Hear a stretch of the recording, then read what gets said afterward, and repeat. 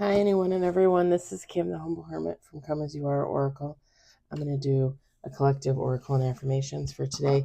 Today is Thursday, December 11th, 2025. You may follow me on the book.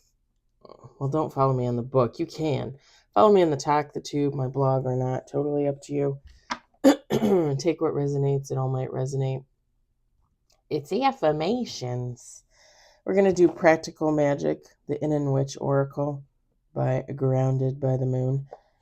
Every time I look at, I was just thinking about this. Every time I look at this deck, I just think of the movie Practical Magic. Maybe that was the creator's intent. I don't know. Pardon me, I have a throat thing today. Like there's nothing in there, but like my throat's telling me there's something in there. It's like there's nothing in there. You're crazy. You're crazy, Kim. And then it goes.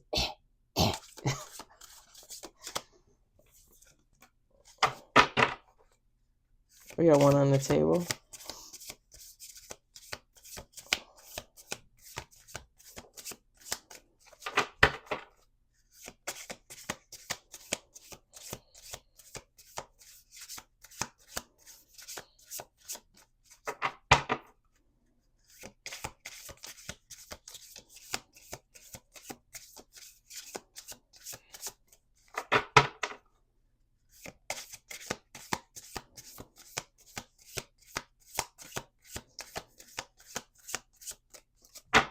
Okay, let's do 2 more shuffles.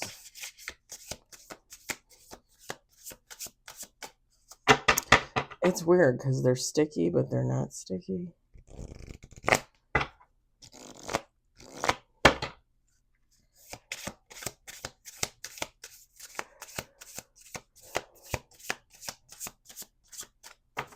You know what's funny is I was going to say after the second shuffle, maybe I should just take 1 card. Maybe that's the way it was supposed to be.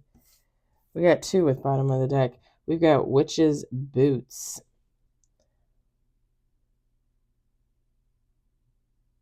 Stability.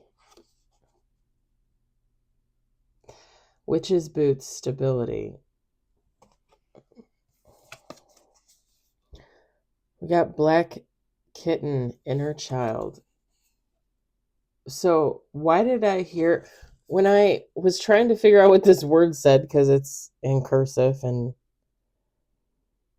no offense to the creator, but like I just can't. I thought it said Stolen City.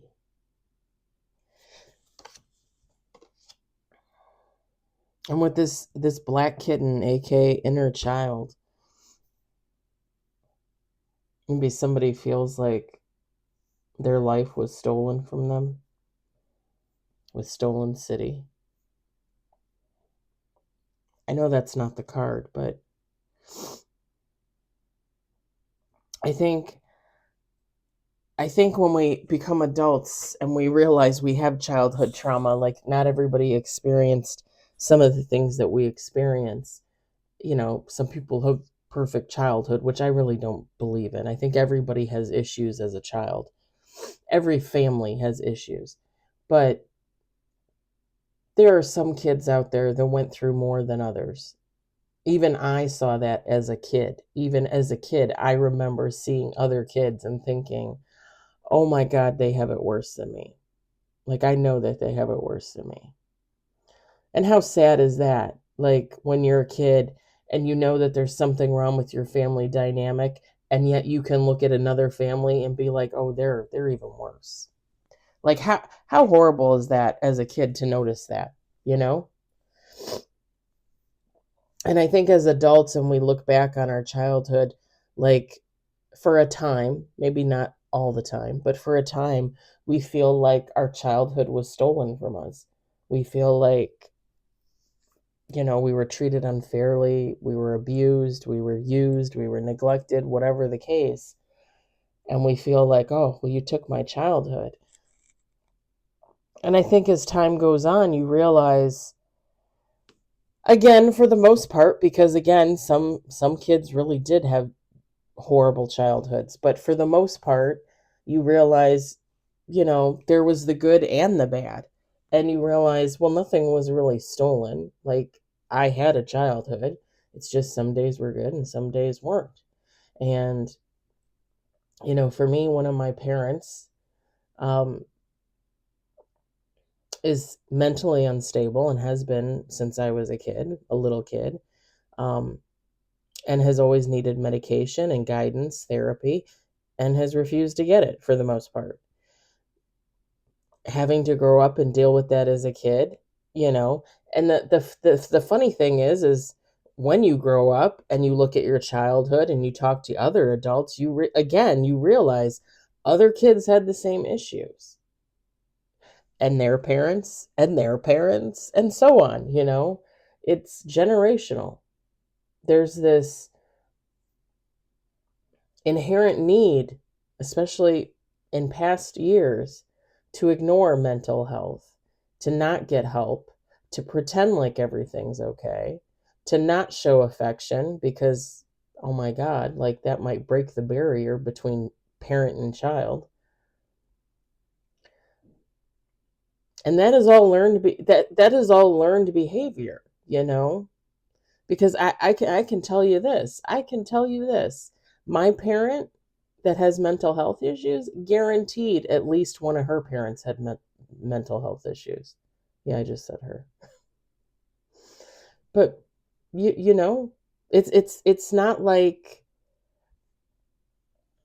and as a kid you want to place blame, right? You want to be like, well, my parent treated me like shit and this, that, and the other. The thing is did they get treated like shit when they were a kid? Did they get neglected? Did they get abused? Probably. Probably. And again, it's learned behavior. And I'm not excusing it at all. I'm not. I'm just saying that when you're healing and you're on that journey, part of you has to recognize that, yeah, they could have changed. Your parent could have pulled themselves up by the bootstraps and went to therapy and took medication and got help. But again, part of the learned behavior is you don't do that. You don't recognize it. You pretend like everything is okay because that's what they learned from their parents that had mental health issues, right?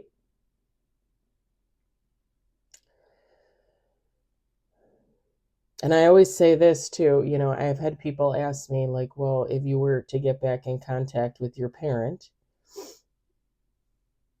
and I said I would have no problem being in contact with my parent. I talked to my parent November of last year. The response back was not great. The response back was nothing but negativity, abuse, and not necessarily towards me, but the subject we were talking about. There was no growth there. When there's growth, let me know.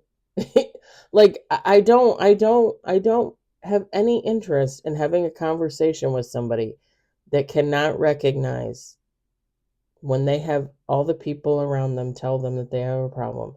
They cannot recognize that they have a problem. I don't care if you're 20 years old. I don't care if you're 80 years old. Somebody tells you, multiple people tell you, you need help. You need to go get help. And the sad thing is like, it's never too late, right?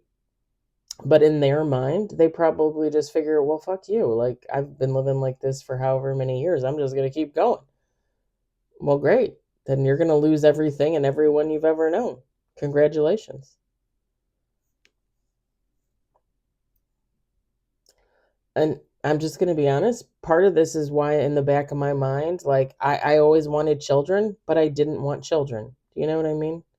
It's that generational curse. It's like, okay, how am I going to break this curse? Probably by not having kids.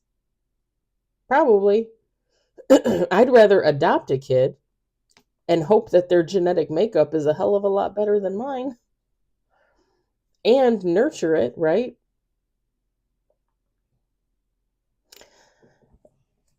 Don't get me wrong, there are kids out there that come from really abusive households. They really get the shit end of the stick. They probably go on to emulate what they've seen and what they've known, right? But for the most part, stolen childhoods, it's not really a thing. And again, I'm not downplaying anybody's existence or anything that happened to you. And you feel free to argue in the comments for sure. I'm just saying, like in my case,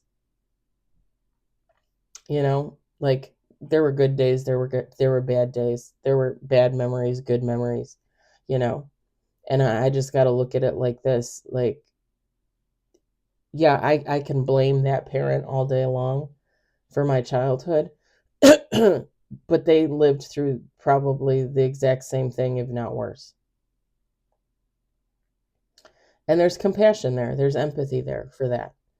There's also, right, also as a 45-year-old woman, I just know I'm not going to put up with that. I don't care if you're my parent. I don't care if you're my best friend. I don't care if you're a coworker. I'm not putting up with that shit. I'll take my good memories on the road. Thank you very much. I'm going to leave it there for you. Take what you will from it. I hope it does not resonate for you. I hope you enjoyed it. I hope, if anything, you were entertained. I'll talk to you later.